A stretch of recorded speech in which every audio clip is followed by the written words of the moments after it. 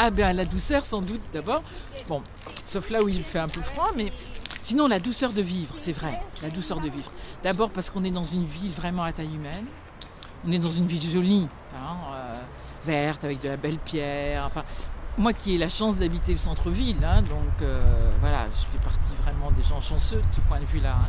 Donc il y a une vraie douceur et il y a une vraie douceur humaine qui se répercute, je trouve, sur la qualité des liens. C'est-à-dire des liens assez faciles, simples, hein, de gens qui vous accueillent aisément, avec une forme de gentillesse, aussi par rapport à la vie parisienne, de calme. Enfin, on prend son temps, on n'est pas tout le temps en train de se dire qu'il faut repartir chez soi, prendre le métro, ceci, cela, enfin, alors que les gens travaillent autant qu'ailleurs.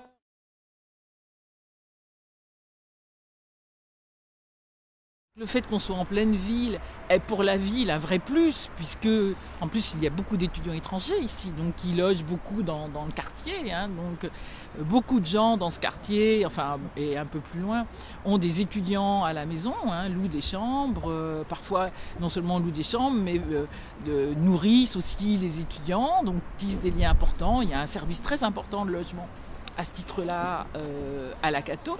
Alors là où c'est un peu une ville dans la ville, c'est qu'il y a beaucoup d'activités à l'intérieur de l'université, en dehors de l'enseignement, hein. Beaucoup d'associations, comme dans d'autres universités, sportives, culturelles, des spectacles, tous les jours.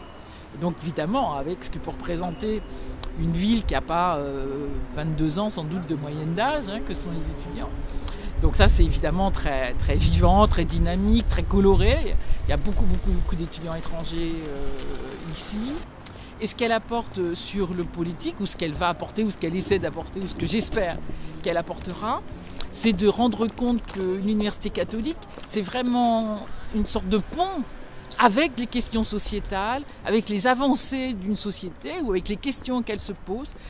Autrement dit, un lieu où on essaie de prendre du recul, un recul intellectuel, hein, le recul du temps intellectuel qui n'est pas le temps médiatique, qui est un temps long, de 3, 4, 5 ans, pour poser une question, pour tenter d'y répondre un peu, mais non pas sur des questions qui seraient ésotériques ou tellement techniques qu'elles ne concerneraient que 10 000 personnes et encore 1000 personnes en France, mais vraiment des questions qui touchent aux enjeux de société. Donc ça, je pense que c'est ce que j'espère elle apportera.